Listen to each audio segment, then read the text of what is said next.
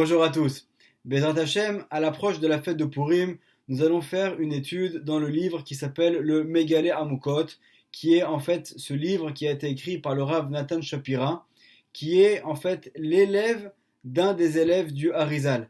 Puisqu'il faut savoir que avant que le Harizal ne transmette tous ses enseignements à Rabbi Chaim Vital, il a d'abord eu d'autres élèves, et notamment un de ses élèves qui s'appelle le Rav Israël Sarouk, qui va finalement se rendre en Italie et en Europe. Notamment, il va rencontrer également là-bas le Rama Mipano. Et un de ses élèves va être aussi donc le Rav Nathan Shapira, qui n'est d'autre que le grand-père du Rav Yonatan Eibeshitz, qui a été le grand rabbin de Prague. Et donc, il a écrit un livre qui est extrêmement profond, qui s'appelle le Megaleh Amukot. Et Bezrat Hashem, on va essayer de voir quelques paroles qui concernent la fête de Purim. Étant donné que c'est un texte qui est assez profond, on va Bezrat Hashem lire et traduire et essayer d'expliquer. Le Megaleh Amukot nous enseigne selon le Midrash Rabbah dans la paracha de Vaishlach, où il est écrit que si les enfants d'Israël ne s'étaient pas appuyés sur la force de cet ancien, alors ils n'auraient pas pu être sauvés au moment de la fête de Purim. Qui est cet ancien dont on parle ici? Il s'agit en fait de Yaakov, puisque comme on l'a expliqué également dans des cours selon les enseignements du Ben Ishraï, c'est par le mérite de Yaakov que les Ben Israël ont été sauvés également pendant la fête de Purim. Et on va voir donc plusieurs allusions à cela. Et nous dit le Megaleh Amukot, Ulda'ati Aïnyan, Yaakov Amar, donc lorsque Yaakov se trouve avec son frère Esav qui va venir pour l'attaquer, et lorsqu'il revient de chez Lavan, quelle est la prière que va adresser Yaakov à Hachem? Il va dire Atzile Nina Miyad Achi, donc sauve-moi de mon frère. Miyad Esav, sauve-moi de Esav. Et donc en fait, nous dit ici le Megaleh Amukot, il parle une fois de son frère physique, Esav, qui vient à sa rencontre avec 400 hommes pour le combattre, mais il parle également de Haman en allusion et de la descendance donc en fait de Esav. Donc lorsqu'il dit sauve-moi de mon frère, il parle de celui qui est son frère, donc son frère biologique, Esav, qui vient se battre contre lui. Mais lorsqu'il dit sauve-moi de Esav, en fait il parle de Esav, c'est-à-dire de la descendance de Esav. Et d'ailleurs cela donc fait allusion donc à Haman, qui est descendant de Amalek. Il faut savoir que le peuple de Amalek, à l'origine, descend du personnage qui s'appelle Amalek, qui est en fait le petit-fils de Esav, puisque Esav a eu comme fils Eliphaz, et Eliphaz va se marier avec Timna et va avoir donc Amalek. Et nous fait remarquer le Megaleh Amukot, lorsqu'il est écrit Atzileni Na Miyad, donc si on prend chacune des premières lettres, Hatzileni c'est un He, Na c'est un Nun, et Miyad c'est un Mem, donc dans le désordre, ça nous donne le nom de Haman, donc qui est également en allusion dans cette prière que va adresser Yaakov à Hachem. Donc il demande à Hachem de le sauver non seulement de son frère Esav, mais également de Esav en tant que sa descendance qui va vouloir donc venir et attaquer le peuple d'Israël à l'époque de Purim. Le Rav Megaleh Amukot poursuit et nous dit Vechatav à Harizal. Donc le Harizal a enseigné Bekanfe Yona. Dans le livre Kanfe Yona, c'est dans le 3e tome au Siman 11. Alors tout celui qui cherchera dans les écrits du Harizal ne trouvera aucun livre qui s'appelle Kanfe Yona. Tout simplement parce que celui qui l'a écrit, ce n'est pas le Harizal lui-même, mais c'est le Rama Mipano. Et apparemment, donc, le Megaleh Amukot avait en transmission que cet enseignement qu'a écrit le Rama Mipano, il avait reçu lui-même, donc certainement du Rav Israël Sarouk, et lui-même qu'il avait reçu du Harizal. Sheyesh Dan Pe'amim Haman Bamegillah. Donc que le nom de Haman est mentionné 54 fois dans la Megillah, et donc Dan, c'est le fait de juger, et donc c'est ici en allusion donc par rapport au nom de Haman. Également à son encontre, les noms de Mordechai et Esther, eux aussi, sont mentionnés 54 fois. Donc là, on voit vraiment cette opposition entre d'un côté la sainteté avec Mordechai et Esther, et de l'autre côté l'impureté avec Haman, qui tous les deux sont mentionnés donc l'un contre l'autre 54 fois.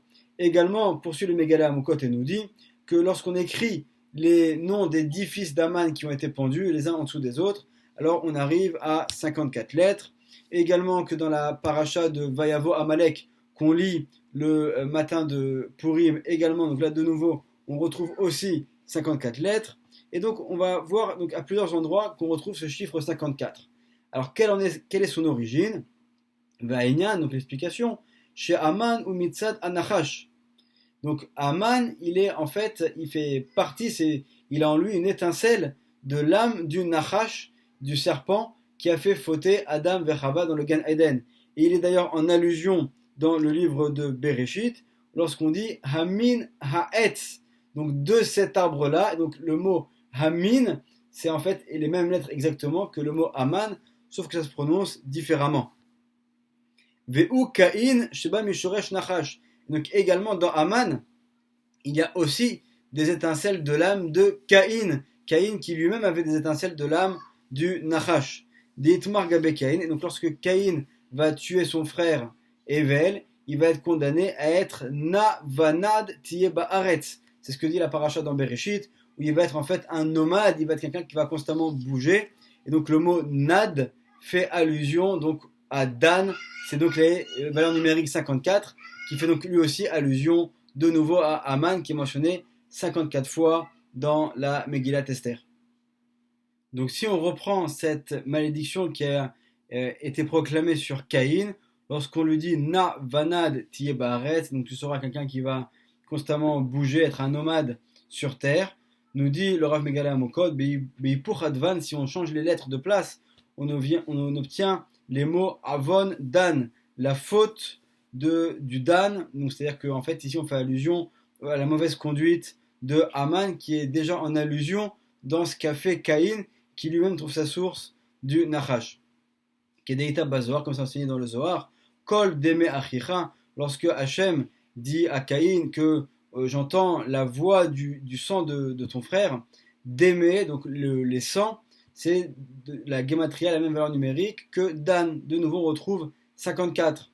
Et c'est également en allusion dans le fait que Hachem lui dit He Evel Achicha, où est-ce que se trouve donc Evel ton frère, puisque en fait Mordechai, qui à ce moment-là, à l'époque de Purim, est le grand de la génération, alors il a en lui une étincelle de l'âme de Moshe Rabbeinu, et Moshe Rabbeinu lui-même vient de Evel. Donc finalement, si on devait un petit peu résumer les choses, on aurait donc d'un côté le Nachash, donc le serpent qu'on retrouve dans l'histoire de Adam et Chava, dont une étincelle est revenue dans Caïn, et de chez Caïn, il y a une étincelle mauvaise qui est revenue chez Aman. Et de l'autre côté, on a Adam Arishon, dont une étincelle est revenue chez Evel, et de Evel, une étincelle est revenue chez Moshe, et de Moshe chez Mordechai. Donc finalement, en fait, cette opposition qu'on retrouve entre d'un côté Aman et de l'autre côté Mordechai, on la retrouve déjà à différents niveaux dans l'histoire précédemment. Comme on l'a mentionné plus tôt, on le retrouve également à l'époque de Yaakov et de Esav. On le retrouve aussi donc à l'époque de Caïn et de Evel, et à leur source, donc à l'époque de Adam et du Nachash. Selon ce principe, on va voir à présent différents enseignements. Avant tout, on voit que lorsque Caïn va donc recevoir cette remontrance de la part d'Hachem une fois qu'il a tué son frère Evel, qu'est-ce qu'il va dire à Hachem? Donc c'est dans Bereshit au chapitre 4, verset 14. Donc il dit à Hachem entre autres Umipanecha et Sater, et je me cacherai de ta face. Il nous fait remarquer le Megala Amukot, Umipanecha et Sater. Le mot Esater, c'est en fait exactement le même mot que Esther. Donc de nouveau, on retrouve ici une allusion dans l'histoire de Caïn, de ce qui va se passer plus tard de l'histoire de Purim. Et d'ailleurs, le mot Esater, c'est la même valeur numérique que Lashon Hara, puisque l'une des grandes forces de Haman, ça a été justement par sa bouche, d'aller voir Achashverosh et de lui dire Yeshno Am Echad, Mefuzar Umforad Ben Amim, voilà qu'il y a un peuple qui est donc parmi les nations et qui a des traditions qui sont particulières. Donc finalement, toute cette mauvaise parole de Haman, c'est ce qui va être vraiment la grande source de son mal. Et donc c'est également donc ici en allusion dans le fait que finalement c'est Esther qui va réussir à vaincre ce mal de Haman.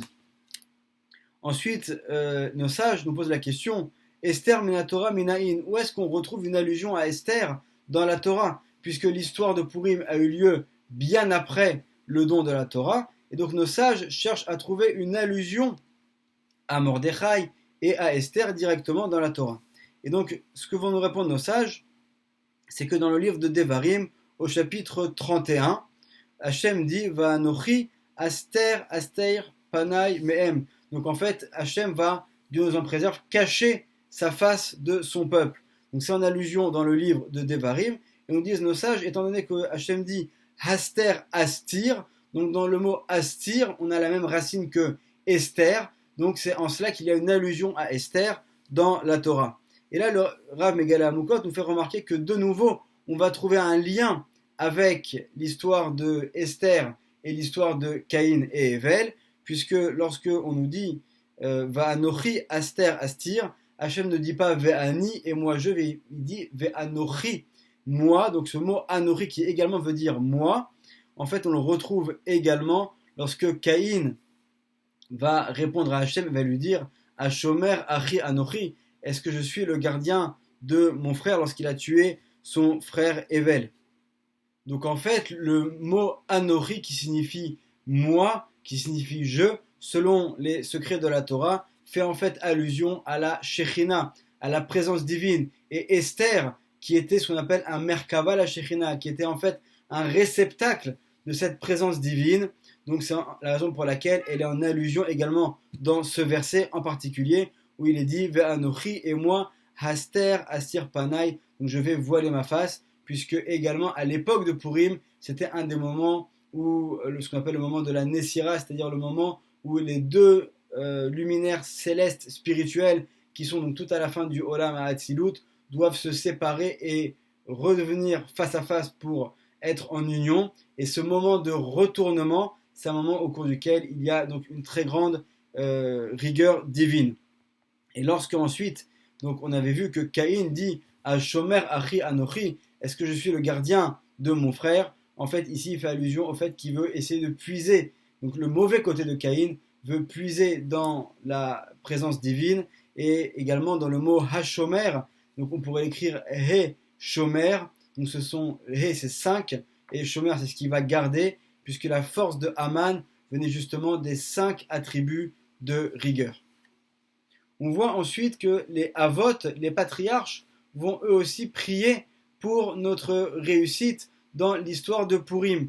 On va le voir avec Abraham, auquel Hachem va lui dire Vegam et Agoy Asher Ya'avodu, donc également le peuple qui va mettre en servitude ta descendance. Dan Anochi, je vais juger. Le mot Dan donc fait de nouveau allusion au Dan Pa'amim, où on trouve Aman aux 54 fois au cours desquelles on trouve Aman dans la Megillat Esther. Et également du fait que Aman puise sa force dans la sainteté, dans la présence divine, dans la Shekhinah. Et la Shekhinah, elle est également en allusion dans le nom d'Hachem qui s'écrit Aleph, Dalet, Nun, Yud. Et cette force de Aman, elle se trouve justement dans les deux lettres du milieu du nom d'Hachem, qui sont les lettres Dalet, Nun, donc du nom d'Hachem qui s'écrit Aleph, Dalet, Nun, Yud. Et donc finalement, c'est grâce à ces lettres-là que Aman va réussir à puiser en fait sa force spirituelle. Par contre, au niveau de Yitzhak Avinu, notre patriarche Yitzhak, on ne retrouve pas d'allusion à Aman. Et la raison, en fait, elle est simple, étant donné que Yitzhak correspond, selon sa Neshama, à l'attribut de rigueur, et étant donné que Aman, lui aussi, puise dans cet attribut de rigueur, donc Yitzhak, à ce moment-là, n'avait pas cette possibilité de pouvoir donc ajouter une prière supplémentaire pour nous permettre d'être sauvés au moment de l'histoire de Purim. Et ensuite, Yaakov, donc lui qui a combattu Esav qui finalement est l'ancêtre de Haman. Donc lorsqu'il va dire, comme on l'avait mentionné, Atzilenina, donc il demande à Hachem, sauve-moi, Miyad Achi, Miyad Esav, de la main de mon frère et de la main de Esav. Donc pourquoi est-ce qu'on nous dit de la main? Alors en fait parce que le mot Miyad s'écrit donc même Yud Dalet, donc le même a pour valeur numérique 40, le Yud c'est 10, donc ça fait 50, et le Dalet c'est 4, donc de nouveau on retrouve la valeur numérique de 54. Pourquoi est-ce qu'il est mentionné deux fois? Parce que Yaakov a prié en fait en double, une fois pour son père Yitzhak qui lui n'a pas pu faire cette prière puisque lui-même c'est la tribu de rigueur, et également une fois pour lui-même. Donc finalement ce que Yitzhak n'a pas réussi à faire dans sa prière, c'est son fils Yaakov qui va réussir à le faire pour lui.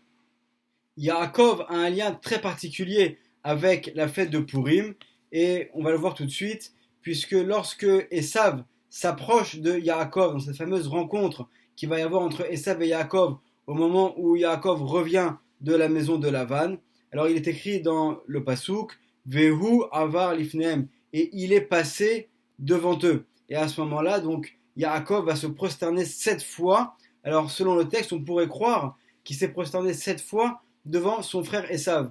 Mais en fait, c'est faux, selon ce que nous dit le Zohar dans la paracha de Vaishlach, à la page 171 au deuxième versant, où en fait, le Zohar nous explique que lorsqu'il est écrit Vehu avar lifnehem, et il est passé devant eux, il s'agit en fait de la présence divine de Hachem qui est passé devant eux. Et donc, lorsque Yaakov se prosterne, il ne se prosterne pas devant son frère Esav qui est un rachat, mais il se prosterne en fait devant la Shekhinah, devant la présence divine. Et bien que de l'extérieur, on aurait pu croire que Yaakov se prosterne devant Esav, en fait Yaakov, ses pensées sont extrêmement profondes, et lui, il sait qu'il se prosterne à ce moment-là uniquement devant la présence divine. Et bien que son frère Esav se trouve devant lui, toute l'intention de Yaakov va être de se prosterner uniquement devant la présence divine. Malheureusement, les enfants de Yaakov, eux, vont mal interpréter l'action de leur père. Ils vont, eux, se prosterner devant Esav, et finalement, ils vont provoquer un gam, ils vont provoquer un entachement dans les mondes supérieurs qui sera réparé seulement à l'époque de Purim, lorsque le seul des frères qui ne s'est pas prosterné, qui est Binyamin, qui n'est pas encore né à ce moment-là, alors son descendant Mordechai, lui, va refuser de se prosterner devant Esav, et par ce refus, et on voit à quel point est-ce que Mordechai est prêt dans la Megillah à risquer sa vie pour ne pas se prosterner devant Aman, parce que justement il vient réparer en fait cette erreur qu'ont fait de manière involontaire les enfants de Yaakov, les autres enfants de Yaakov, en se prosternant devant Esav, et le seul qui peut faire cette réparation, c'est celui dont l'ancêtre ne s'est pas lui-même prosterné devant Esav. Le même problème va se poser pour Esther Amalka. Lorsque Esther doit rentrer dans la salle du trône pour parler à Achashverosh, et au risque de sa vie, devoir lui demander de sauver le peuple d'Israël, lorsqu'elle rentre dans la salle du trône, cette pièce est remplie d'idoles, elle est remplie d'idolâtrie. Et donc Esther, qui elle est une sainte, qui est le réceptacle sur terre de la présence divine, elle sent cette présence divine qui est en train de la quitter. Et donc tout de suite elle va réciter ce Teilim qui lui est attribué, qui est le Teilim numéro 22, où dans le deuxième verset elle dit Eli, Eli, lama azaftani. Mon Dieu, pourquoi tu m'as abandonné? Elle dit Hachem, Hachem, j'ai besoin que tu restes avec moi, y compris dans ce lieu qui est un lieu d'idolâtrie et d'impureté. Et dans le verset numéro 4, elle dit Veata kadosh, et toi tu es saint, Yoshev teilot Israël, qui siège au milieu des louanges d'Israël. Pourquoi est-ce qu'elle fait ici allusion au nom d'Israël? Israël, c'est Yaakov, puisque Yaakov est appelé Israël. Et elle vient ici rappeler le mérite de Yaakov. Elle vient dire à Hachem de la même manière que Yaakov n'a pas eu d'autre choix. Il s'est prosterné devant son frère Esav, mais en fait il voyait la présence divine, et dans sa pensée il avait une pensée extrêmement sainte, extrêmement profonde, de se prosterner uniquement devant la présence divine. Alors moi aussi, Esther, je dois me prosterner ici devant Achashverosh, je dois rentrer dans cet endroit d'impureté, mais sache que je suis une femme pure, et que toute ma pensée et toute mon intention, elle est uniquement tournée vers toi, et que sans toi, Hachem, je ne peux strictement rien faire. Donc Hachem, s'il te plaît, ne m'abandonne pas, reste avec moi, j'ai besoin que tu sois là pour m'aider dans ce moment qui est critique pour moi et pour le peuple d'Israël. On comprend donc à présent, grâce aux paroles du Mégalé Amoukot, que cette histoire qui nous a racontée dans la Megillah, de Purim, avec d'un côté Aman, de l'autre côté Mordechai et Esther, en fait cette histoire a des antécédents qui sont mentionnés dans la Torah. Et si on revient à la source, il s'agit en fait d'une réparation de la faute de Adam et Chava avec le Nachash, et qui finalement a eu plusieurs événements les uns à la suite des autres pour enfin arriver à cette fête de Purim. Et on a eu le mérite d'être sauvé grâce à Yaakov qui représente la Torah, Yaakov qui représente la midat à Emet, la shlemut, le fait d'être sincère avec Hachem. Alors Bezrat Hachem, c'est aussi grâce au Emet, et en particulier dans cette période où le Emet est vraiment très caché, qu'on pourra Bezrat Hachem avoir le mérite d'avoir la délivrance finale avec la venue du Mashiach. Bimera, Be'amenu, Berachamim. Amen, Ve, Amen, Purim Samer.